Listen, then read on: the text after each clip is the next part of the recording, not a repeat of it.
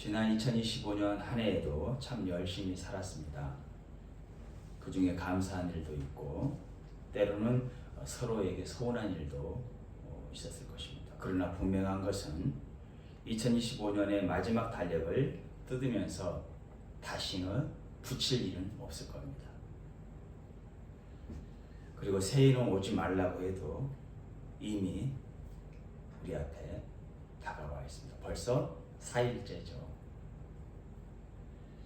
그래서 이맘때가 되면 사람들은 새해를 향한 희망의 레파토리를 노래합니다. 새해는 열심히 살아야지. 성공해야지. 새해는 정말 행복해야지. 사랑해야지. 이렇게 노래를 하죠. 그러나 시작과 끝은 따로 있는 것이 아닙니다. 서로 연결되어 있음을 우리는 알게 됩니다. 그래서 시작이 곧 끝이고 끝이 곧 시작이라는 것입니다. 주님은 자신을 가리켜서 나는 알파와 오메가요, 처음과 마지막이요, 시작과 마침이라고 계시록 22장 13절에 말씀하셨습니다. 그러니 해가 바뀌는 것은 달력상의 시간일 뿐 계속 연결되어 흘러가고 있습니다. 그래도 감사한 것은 한 해를 매듭 지을 수 있어서 좋고 우리의 삶을 다시 리세팅해서 다시 시작할 수 있어서 좋은 것 같습니다. 저는 지난 25년 12월 한 달 내내 묵상하면서 2026년 한 해는 어떤 삶을 살기를 하나님께서 원하실까라고 묵상하면서 보냈던 것 같습니다. 그랬을 때 오늘 이 말씀을 주셨어요. 계시록 19장 1절에서 10절의 말씀. 크게 세 부분으로 나눌 수가 있습니다. 첫째는 하나님의 공의가 들어있습니다. 둘째는 하나님의 주권이 통치가 들어있습니다. 셋째는 하나님의 선택이 들어있습니다. 그래서 먼저 하나님의 공의를 우리는 믿음으로써 하나님께 영광을 돌려야 합니다. 우리가 읽은 계시록 19장은 요한계시록의 결론 부분으로 주의 백성들을 그토록 괴롭혔던 사탄의 세력들을 하나님이 심판하시고 당신의 택한 백성들이 마침내 승리의 개성가를 부른다는 것으로 말씀하고 있습니다. 사도 요한은 하늘에서 큰 소리로 찬양하는 허다한 무리의 찬양 소리를 듣게 되죠. 19장 1절 2절 보겠습니다. 할렐루야, 구원과 영광과 능력이 우리 하나님께 있도다. 그의 심판은 참되고 의로운지라.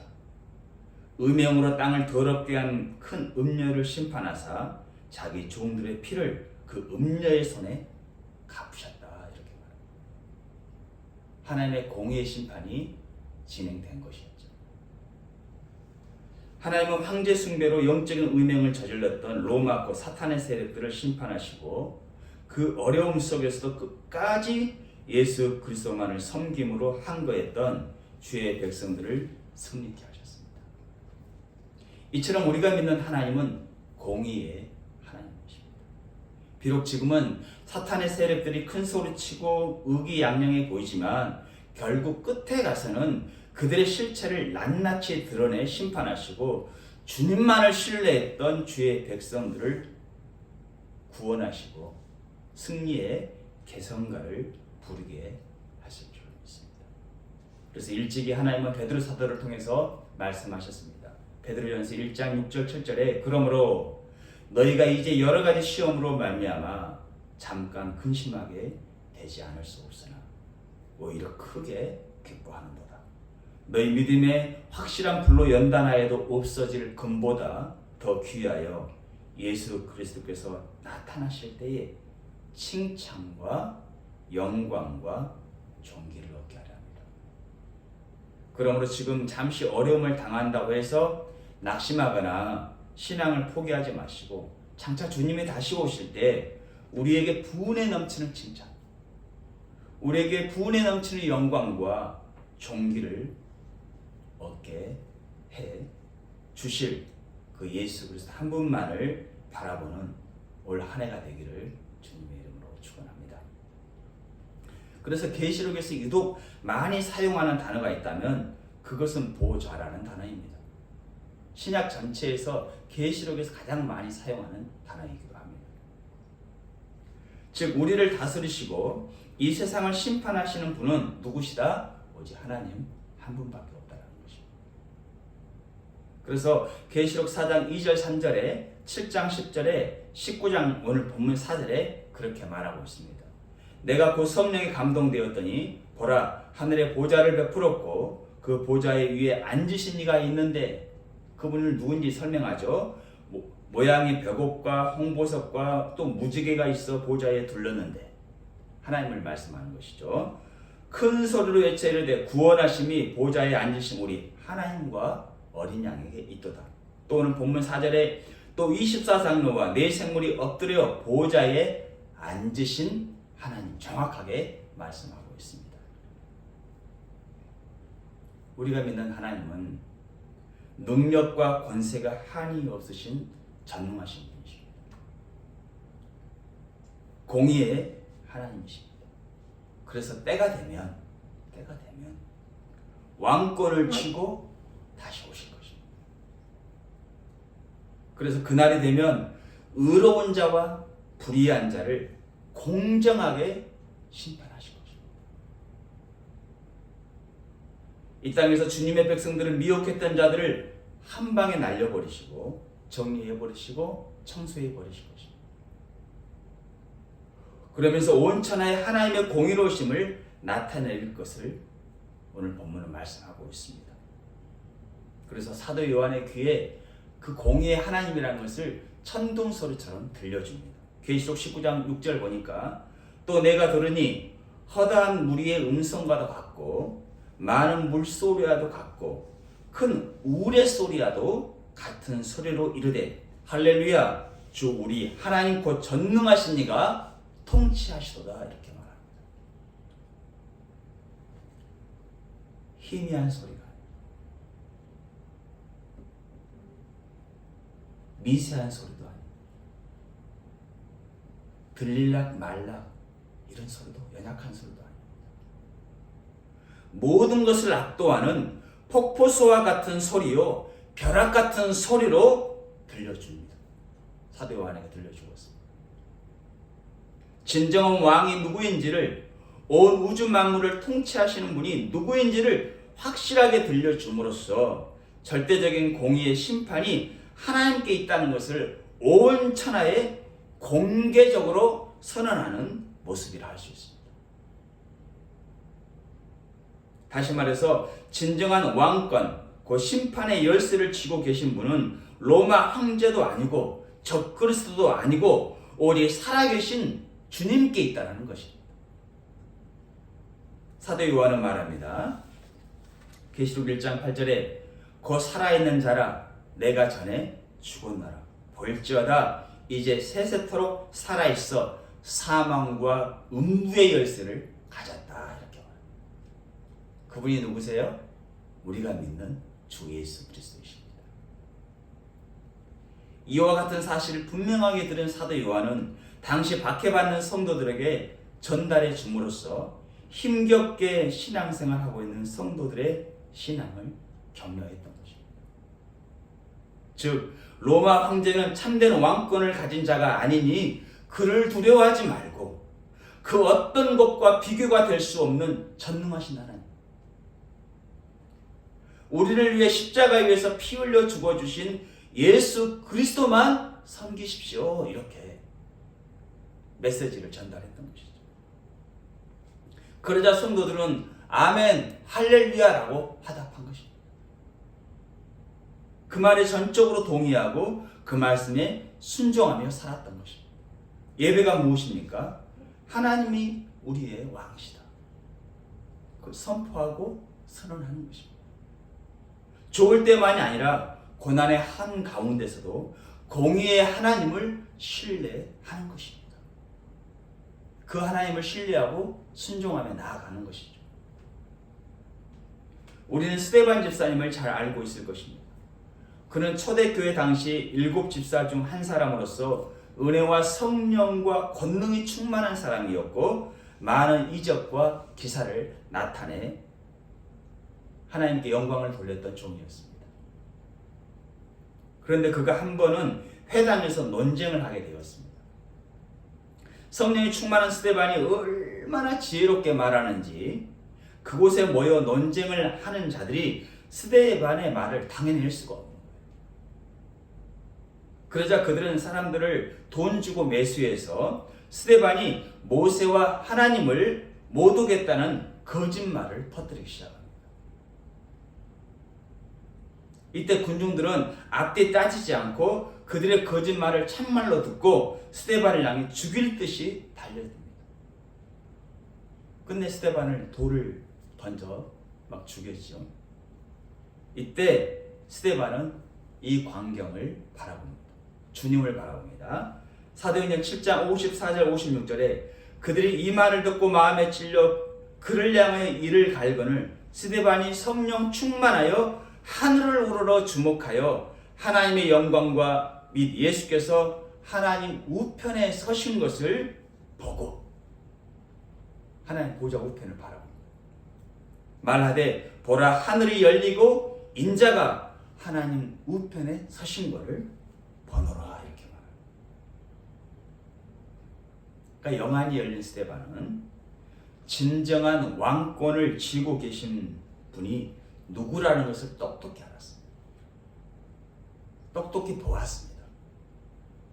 그래서 그는 그곳에 모여있는 사람들, 그 권력자들, 대종교 지도자들을 조금도 두려워하지 않고 우리를 위해 죽으시고 부활하신 예수 그리스도를 담대히 전함으로 순교의 잔을 마실 수 있었고 그러한 죽음으로써 하나님께 영광을 돌렸던 하나님의 종이었습니다.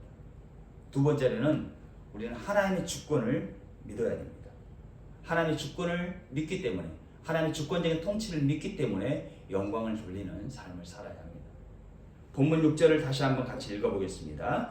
계시록 19장 6절에 또 내가 들으니 허다한 무리의 음성과도 같고 많은 물소리와도 같고 큰 우레 소리와도 같은 소리로 이르되 할렐루야 주 우리 하나님과 곧 전능하신 이가 통치하시도다. 하나님은 죄성을 가진 인간과는 달리 절대 거룩하신 주권자이십니다.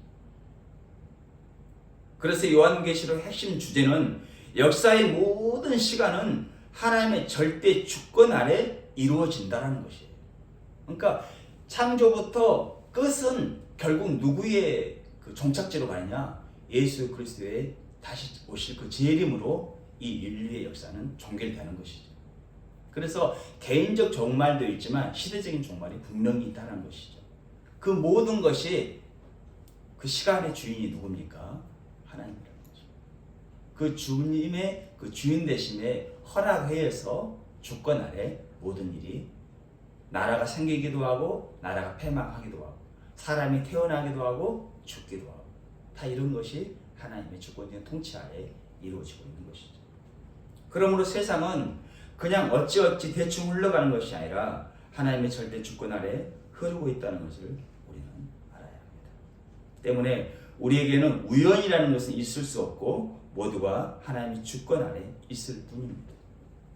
욥과 요셉은 그러한 하나님의 주권을 잘 알고 있었습니다. 하나님은 욥에 대해 욥과 같이 온전하고 정직하고 하나님을 경외하고 악에서 떠난 자가 세상에 없다. 인정을 했어요. 욥의 신앙. 그럼에도 욥은 고난의 한복판에 던져졌고 살 소망이 끊어지는 바람 앞에서의 촛불과 같은 환경에 처해 있습니다. 그런 가운데 욥이 뭐라고 고백합니까? 욥기서 1장 21절, 22절, 23장 13절, 14절에 이르되 내가 모태에서 알몸으로 나왔사온즉 또한 알몸이 그리로 돌아가올지라 주신 이도 여호와시요 거두신 이도 여호와시오니 여호와 이름이 찬송을 받으실지니이다 하고 이 모든 일에 욥이 범죄하지 아니하고 하나님을 향하여 원망하지 아니하니라. 그는 뜻이 일정하시니 누가 능히 돌이키라. 그의 마음에 하고자 하시는 것이면 그것을 행하시나니 그런즉 내게 작정하신 것을 이루실 것이라. 하나님이 작정하신 것은 취소가 안 된다는 것입니다. 변질이 있을 수가 없는 것입니다. 그분의 주권적인 능력 아래 된 것은 사람이 어떻게 할 수가 없는 것이죠. 이렇게 하나님이 내 삶의 주인이시다라는 분명한 신앙의 고백을 하는 자를 하나님은 그대로 두지 않습니다. 반드시 회복케 하십니다. 그래서 욥의 말년은 이렇게 되어 있습니다. 욥기서 42장 10절, 12절, 13절에 욥이 그의 친구들을 위하여 기도할 때 여호와께서 욥의 공경을 돌이키시고 여호와께서 욥에게 이전 모든 소유보다 갑절이나 주시니라. 여호와께서 욥의 말년에 욥에게 처음보다 더 복을 주시니 그가 양 14,000과 낙타 6,000과 소 1,000결이와 암나귀 1,000을 두었고 또 아들과 딸 셋을 두었어. 아들 7을 또 딸 셋을. 하나님은 모든 걸 회복해 주셨습니다. 요셉도 그토록 수많은 어려움, 같은 형제가 그렇죠? 시기 질투로 거의 구덩이에 던졌다는 것은 이미 죽인 거예요, 그렇죠? 네.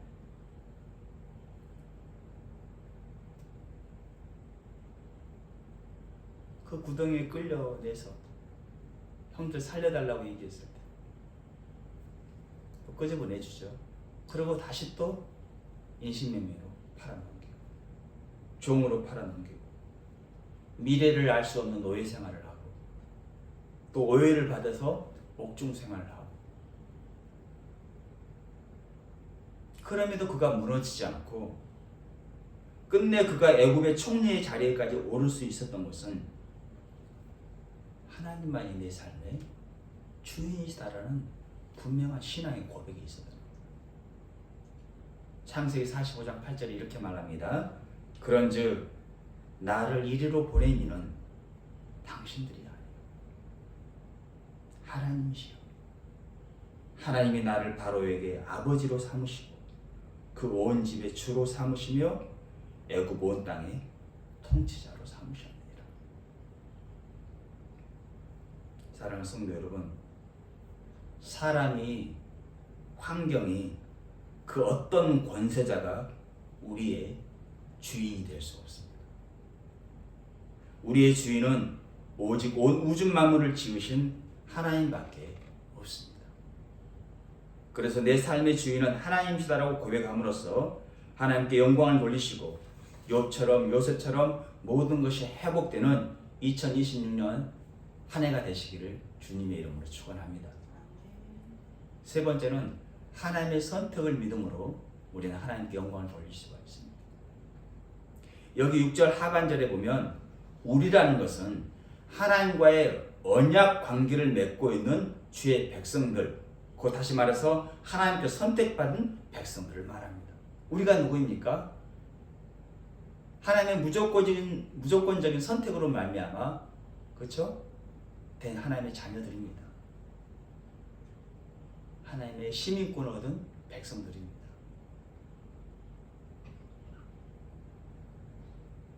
언약의 체결자가 내가 아니에요. 우리가 아니에요. 하나님이 일방적으로 은혜로 언약을 체결한 거예요. 하나님 나라의 백성의 언약의 체결. 그러니까 그 언약의 체결을 파기를 할 수가 없어요. 인간은 언제나 변동이 많기 때문에, 감정 기복이 심하기 때문에 실수도 많고 쉽게 약속을 변질시키고, 그래서 하나님은 그런 분이 아니세요. 그분이 우리와 언약을 체결하신 분이에요. 그렇기 때문에 그 언약은 파기될 수가 없는 거예요. 그런 관계가 맺어진 자들이 우리입니다. 그래서 여기 우리라는 것은 오늘 본문 19장 1절에서 허다한 무리라고 말씀하고 있고 7절에서는 예수 그리스도의 아내 곧 신부된 교회라고 말씀하고 있습니다. 7절 보겠습니다. 본문 7절. 우리가 언약 관계를 맺은 택함 받은 자들이죠. 우리가 즐거워하고 크게 기뻐할 수밖에 없어요. 그에게 영광을 돌리세. 어린 양의 혼인 기약이 이르렀고 그의 아내가 자신을 준비하였습니다. 우리 거룩한 신부로서 단장된 자들이에요. 그분께서 그렇게 예수 그리스도의 옷을 입혀 주었기 때문에. 이렇게 우리를 선택하신 분이 누구입니까? 6절에서 말씀하신 대로 능력에 한이 없으신 전능하신 하나님이라는 거예요.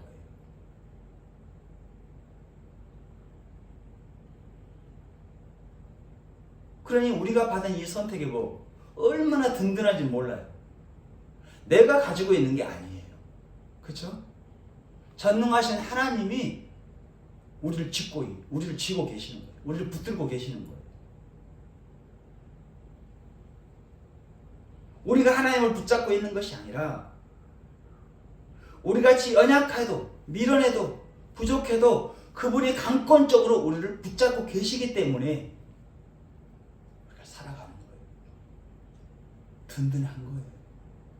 그래서 신앙이 뭐예요? 위로부터 오는 거예요. 신앙이라. 하나님으로부터 오는 거예요. 신앙이라. 반대로 잘못된 신앙은 뭐예요? 자기 자신에서 출발하는 거예요.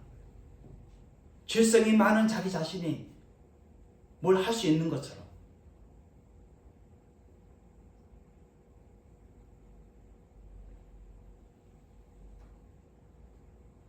신앙이란 내게서 생기는 게 아니에요. 어디에서요? 위로부터 주어져요. 그래서 믿음도 은혜도 건강의 복도 사람 만나의 복도 물질의 복도 누구로부터 오는 거예요? 하나님으로부터 오는 거예요. 내가 똑똑해서 내가 뛰어나서 그게 아니라 하나님은 허락을 했기 때문에 그러한 복들을 받아 누리는 거예요. 이것을 사도 바울이 뭐라고 말합니까? 로마서 11장 36절에 이는 만물이 주에게서 나옵니다. 그렇죠? 모든 것이 하나님께로서 왔다는 거예요. 주로 말미암고 주에게로 돌아가므라. 그에게 영광이 세세에 있을지어다. 이게 우리 기본 철학이에요. 사탄은 자꾸 변질시켜버리는 것이죠. 하나님 외에 다른 것으로 채워서 그것이 마치 근원적인 복인 것처럼. 그러나 우리의 모든 근원적인 복은 누구로부터 시작됩니까? 하나님으로부터 오는 거예요. 그러므로 올 한 해 우리는 살아계신 하나님을 드러내며 살아야 합니다. 영광을 돌린다는 게 뭐예요? 아, 저분을 보니까 하나님이 살아계시는구나. 아, 저 집사님을 보니까, 저 목사님을 보니까, 저 성도님을 보니까 하나님은 살아계시는구나. 이게 영광을 돌리는 거예요. 할렐루야. 네. 하나님이 우리를 사랑하신 구원의 노래를 기쁨으로 부르는 예배자로 우리는 살아야 합니다.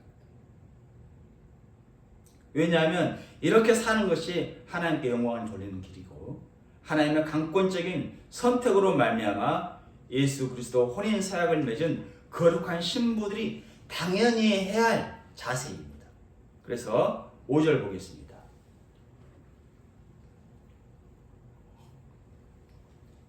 우리들이 뭘 하며 살아야 될지를 이렇게 말합니다. 5절에 보좌에서 음성이 나서 이르시되. 하나님이 바라시는 게 뭐냐 우리에게? 뭐겠습니까? 보좌에서 음성이 나서 이르되 하나님의 종들 곧 그를 하나님을 경외하는 너희들아, 작은 자나 큰 자나 다 우리 하나님께 찬송해라. 할렐루야. 예배하며 살아라. 다른 거 다 복잡할 거 없이 너희가 나를 정말 경외한다면 예배자의 삶을 포기하지 말고 끝까지 주님 말을 찬양하며 예배하며 살아라. 이렇게 말합니다. 결혼식의 주인공은 당연히 신랑과 신부입니다. 그렇죠? 주례자도 아니에요. 거기는 청중들이 주인공이 아니에요. 누구죠? 신랑과 신부가 주인공.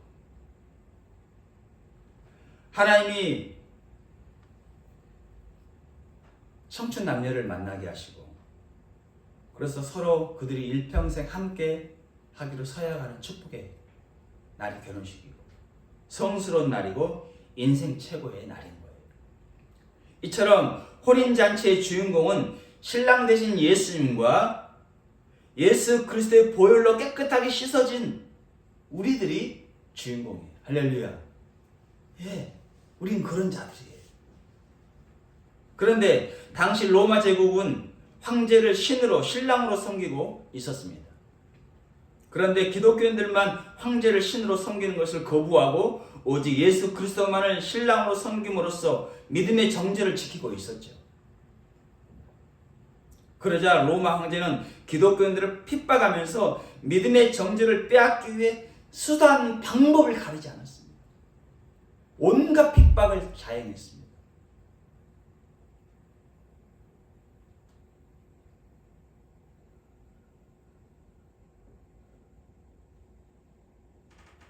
이때 그 황제 로마의 그 핍박이 무서워서 견딜 수 없어서 믿음의 정죄를 빼앗긴 사람들도 많이 있었죠.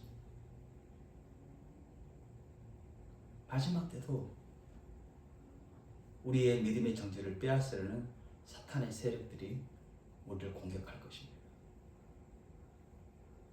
그것을 알기에 하나님의 무너져가는 성도들의 신앙을 다잡기 위해서 사도 요한을 통해 말씀하신 거예요. 뭐라고 말씀합니까? 나와 언약을 맺은 거룩한 신부들아, 로마는 곧 멸망할 것이다. 그러니 너희의 행실을 더럽히지 말고 오직 하나님만 섬겨라. 내가 곧 갈 것이다 라고 말씀함으로써 끝까지 신앙의 정죄를 지킬 것을 당부했던 것입니다.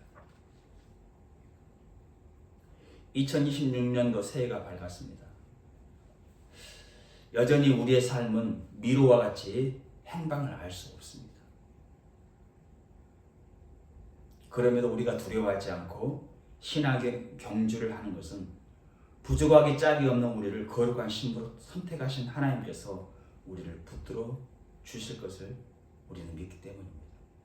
아가서 이렇게 말합니다. 아가서 2장 4절에 그가 나를 인도하여 잔치집에 들어갔으니,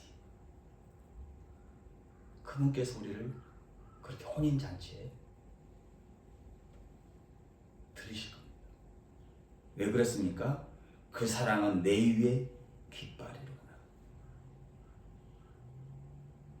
여기 내 위에 깃발이로나 이 뜻은 하나님께서 우리 개개인 한 사람 한 사람의 등에 너는 내 것이다 라는 보이지 않는 하나님의 표시, 곧 깃발이 꽂혀 있는 것입니다. 이 깃발은 세상 어느 누구도 꺾을 수 없는 깃발입니다. 하나님께서 점 찍어서 넌 내 거야 이렇게 우리 개개인에게 그렇게 표시를 해두었다는 것입니다. 그러므로 2026년 안에 어떤 삶이 펼쳐질지 모르겠지만 결코 두려워할 필요 없습니다. 왜? 하나님의 나를 붙들고 있기 때문에. 그래서 이사야 43장 1절에 이렇게 말씀합니다. 야곱아, 마음속으로 자기 이름을 거기다 넣으시고, 야곱아, 너를 창조하시니 여호와께서 지금 말씀하시느니라. 이스라엘아, 너를 지으신 이가 말씀하시느니라.